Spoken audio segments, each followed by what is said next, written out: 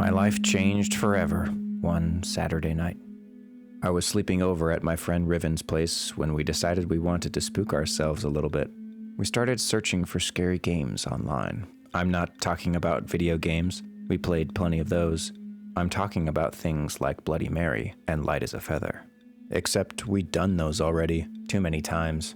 And the idea of going into a dark bathroom and saying, Bloody Mary, 3 more times with 0 consequences felt juvenile. I wanted a real scare. I told him we should do something that would genuinely frighten us. Something that would top those games, like with a creepy setup or something. That's when we came across a game called The Doorway to Hell. We both looked at each other and had the same reaction. Ooh, hell, spooky. There were warnings about the game to give it some validity, just like I wanted. One person got a little creative and claimed that a couple decades ago, Bigfoot, the one we all know, was created because of this ritual. Apparently, Bigfoot was originally a monstrous demon let loose on a town near where he was first spotted. Someone else even claimed that the game made regular people snap and go crazy like Richard Ramirez, the Night Stalker killer who murdered 13 people in the 80s. Even just reading through the warnings did a good job of whetting our fear palettes. I loved the effort, but Riven got goosebumps.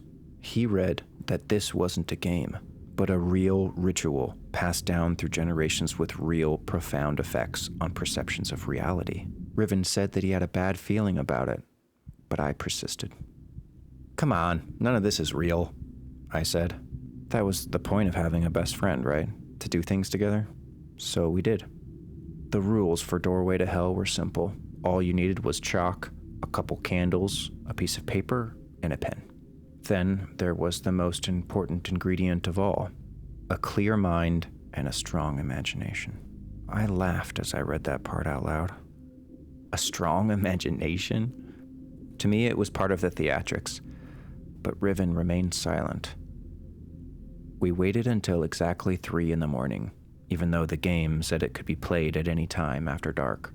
Riven's parents were deep asleep by then, so was their family dog, Willow.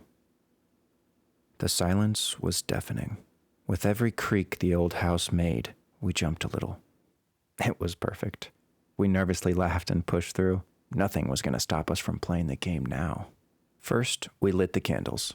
Then we closed our eyes and cleared our minds. The game called for us to go to a mentally dark place. I thought of something sinister, but made sure not to think of murder. There was a huge warning telling us to beware of that, because we shouldn't think of murder unless we were prepared for the consequences. And since this was our first time, it was best to play it on easy mode first. I'll admit, it took me a little bit to think of something. But then I remembered how I used to believe there were bad spirits and demons all around us. I can't see them now, but I swear when I was little I could see them all the time, hiding in dark corners. They never tried to hurt me or anyone. They just watched. Once I had a clear vision, I wrote it down on a piece of paper. By the time I opened my eyes to do it, Riven was already writing his. I asked him what he wrote, and he said, "Something stupid," effectively refusing to answer. That was fine. The rules said we shouldn't tell each other what we wrote, sort of like a fortune cookie or a wish. If we did, it wouldn't come true. We crumpled up the papers and held them over the candles. We needed them to catch on fire and burn the entire paper, or else the ritual wouldn't work. As we did, a bit of smoke filled the room. My imagination already started messing with me when I saw a trail of smoke deflect from its natural direction and reveal a large, rounded face. It was so faint in the night, but I swear it was smiling. My friend was worried the smoke would trigger the fire alarm, but it didn't. Come to think of it now, the whole ritual would have stopped if the fire alarm had gone off and prevented us from continuing. Then maybe everyone would still be okay. Once the smoke cleared, we exchanged nervous smiles. The next step involved using the chalk to draw a square outlining the door, plus an X on each corner, and then finally, of course, a pentagram in the middle. I offered to do it because Riven was already shaking a little with fear, but I didn't want to tease him or anything. It was best for our teenage egos to just ignore any signs of weakness. I mean, it's only a game, right? Once the chalk part was done, The final step was chanting in Latin. We had to whisper, as it was now 3:30 in the morning. Where had the time gone? A part of me deep down thought whispering would negate the ritual, but at that point I was okay with that. Drawing on the doorway had made me uneasy. The sound the chalk made against the door was inconsistent. Sometimes it was loud and sharp, and other times it was completely silent. I really didn't think much of it at the time because I was tired, but something didn't sit right. We practiced a little before the official chant, giving us some sense of normalcy. Riven and I had experienced plenty of sleepovers together, and this wasn't the first time we tried to scare each other. Right before the chant, he looked at me and gave me a nod, as if allowing our journey to go beyond the point of no return. Okay, I counted us down. Here we go. 3, 2.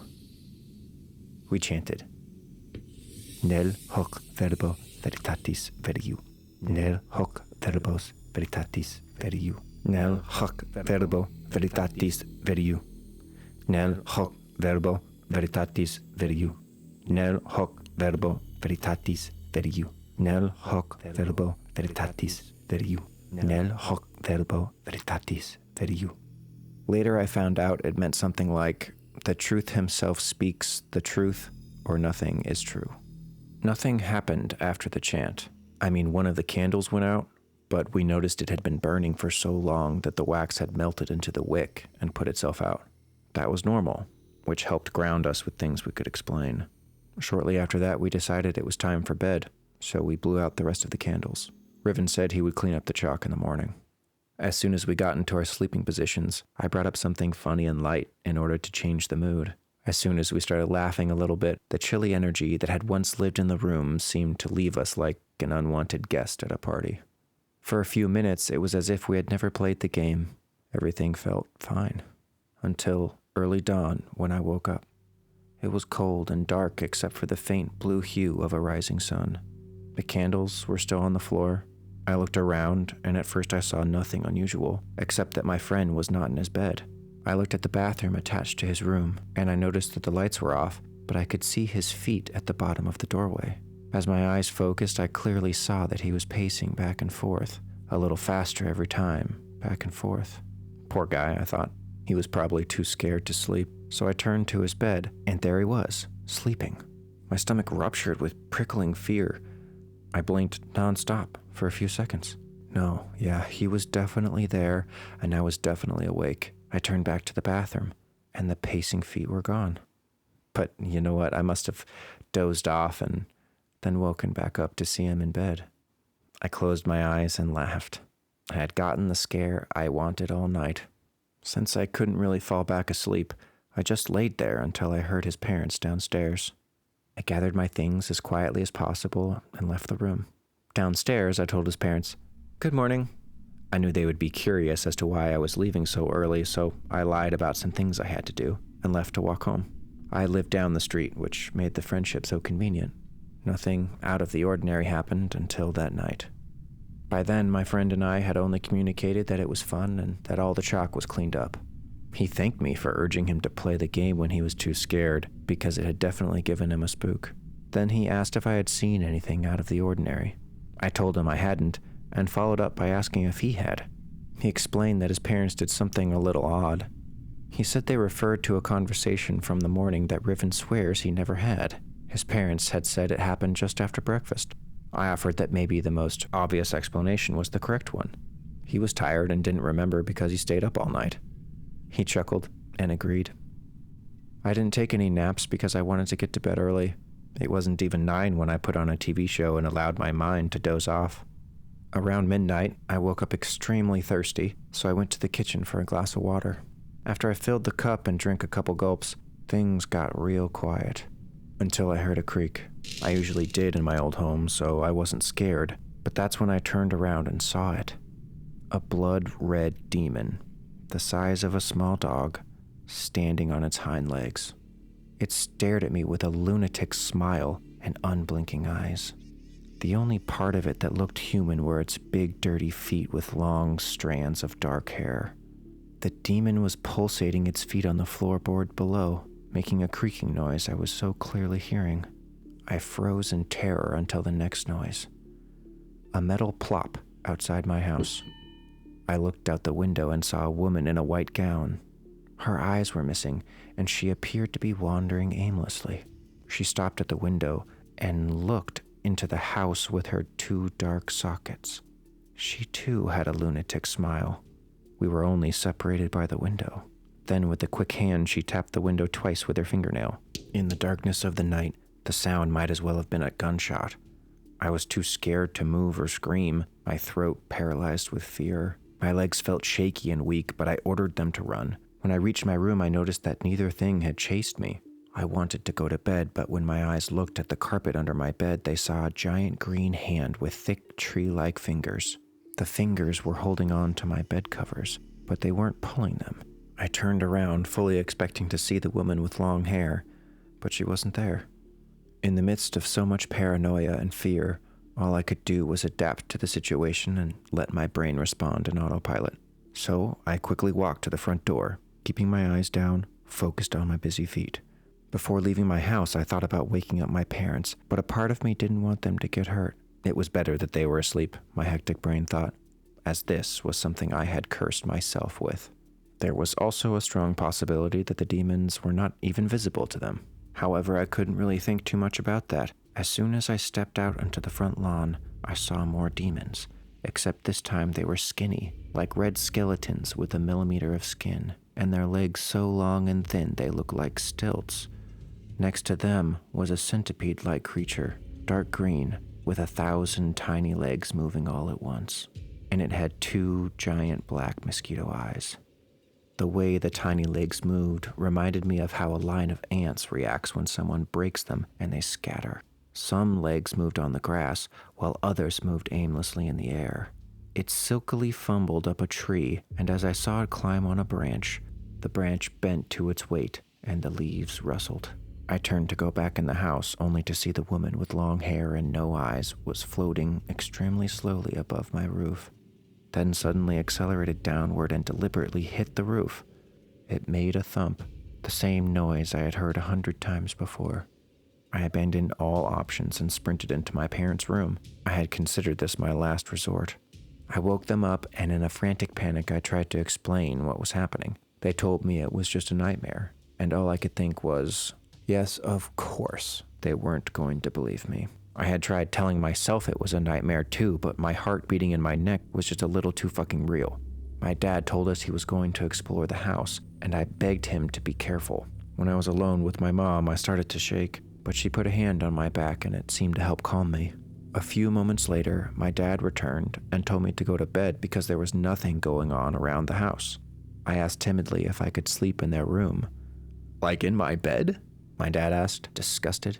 "No," I said, and told him I would sleep in the corner, right on the floor. My mom gave me an extra pillow and a thick cover. As I laid there, I glanced in every direction I could, waiting for the next creature to appear. When nothing happened, my body relaxed for a second, enough to glance in the direction of my parents. There, the moonlight shined on them enough to make my father's face visible. His eyes were wide open. He was staring at me, looking angry and repulsed. Before I could react, he slid one of his fingers to his lips, as if telling me to be quiet. Then he smiled to reveal the most unnatural-looking yellow-crusted teeth. I could see the clusters of dirt and scabs on his teeth. And slowly he rotated his neck, spinning his entire head in a circle before settling down with the same wicked yellow smile, looking right at me. I tried to scream, but I was paralyzed. The only thing I could do was move my eyes, so I snapped them shut, and I was able to have one sane thought. None of these creatures had ever tried to attack me. Before I knew it, it was morning. I had gone in and out of sleep most of the night, so now my body ached and the rings around my eyes throbbed with pain. But it was the best I could have done given the circumstances, and for that I was happy. Even though I didn't know if my dad was actually my dad, I let my parents sleep and left the room. Part of me felt guilty, but what was I supposed to do? The first thing I did in the safety of daylight was rush to my friend's house to tell him about the night. When I got there, the door was locked, so I pounded on it, but no one came to the door. I knew where they kept a spare key from dog sitting, so I looked under the right pot and grabbed it. I opened the door and let myself in. The first thing that hit me was the overwhelming, boggy smell of blood, the humid metallic stench that infested the air with its despair. I covered my nose and navigated around their house, starting with the kitchen. As I approached, I heard a faint whimper of someone crying. It was the first hint that someone was home. I walked into the kitchen and I saw Riven on the floor. In his arms was Willow, stabbed in different places. The golden fur of the old dog was stuck up where the holes were, with sticky and dried blood. Parts of the dog's ligaments were visible. I stared horrified for what must have been minutes as my friend held the dog's head tightly against his own body, sniffing, crying, and petting the poor dead dog. Finally, I managed to ask, "What happened?" He turned to me. His face was pale, his mouth was wide open, but he didn't speak. Even though his eyes were looking at me, there just wasn't anything there. The 1,000-yard stare. He was in shock. He just looked on at some point behind me. I walked over to console him and help him up, but he didn't want to move. I was about to leave him when he finally freed Willow and nabbed me at my shirt. His knuckles crashed into my chest, hurting me down to my bones, but I let him do it. My mom, my dad," he whispered. When he finally let me go, I stumbled backward and regained my composure for a moment. Then I continued to explore the rest of the house. I went to the living room. They weren't there, but the couch had been overturned and there were reddish-brown stains everywhere. I shot up to the master bedroom on the second floor of the house. I didn't know what I was going to find. I just wanted the nightmare to be over. I had only been in their bedroom once to accompany my best friend who just wanted to steal one of his dad's cigarettes, and God, I thought that had been a suspenseful experience. I breathed in and out and opened the door. I couldn't... What? His mother's head was at my feet. Her mouth frozen open. The rest of her body was in a pool of her own blood, some of it still running and filling the puddle with the gooey thickness. Then, impossibly, I saw Riven jumping up and down on the bed with a huge grin on his face. He was celebrating, making funny noises like a clown at a birthday party. Woo! My friend's dad was also on the bed, cut in 1,000 ways. Red stripes decorated his lifeless body. His eyes were gone, leaving empty, bloodied eye sockets. My friend stopped jumping and looked right at me. He took the bloody knife in his hand and held it up, pointing it in my direction. I sprinted in the opposite direction. From the hallway on the second floor, I saw the woman with the long black hair floating around the living room, flying from one direction to another while avoiding hitting anything. I ran into Riven's room and locked the door behind me. With shaky hands, I searched the website for the ritual. I heard loud footsteps outside the door, then my friend begging me to let him in. "Please," he said, with a familiar kindness. "It's me. Please let me in. Let me in. Let me in." I used the search function in the comments and found one claiming to reverse the spell. Quickly, I located the candles that my friend had set aside in the corner of the room and put them in the same position they were the night before. My hands were so shaky I knocked one down. Every second counted as the killer was now trying to break down the door with his fists.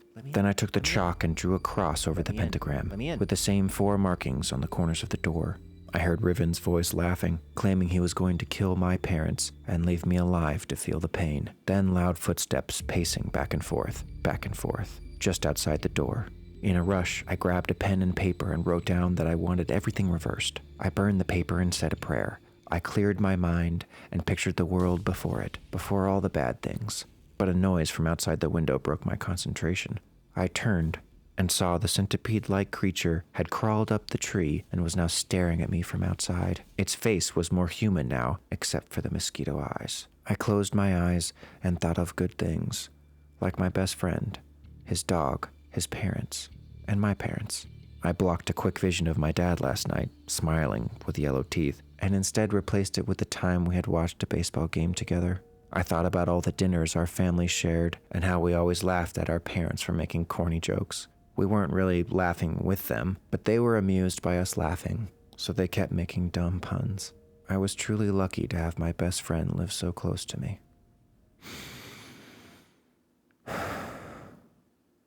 Then, the footsteps stopped.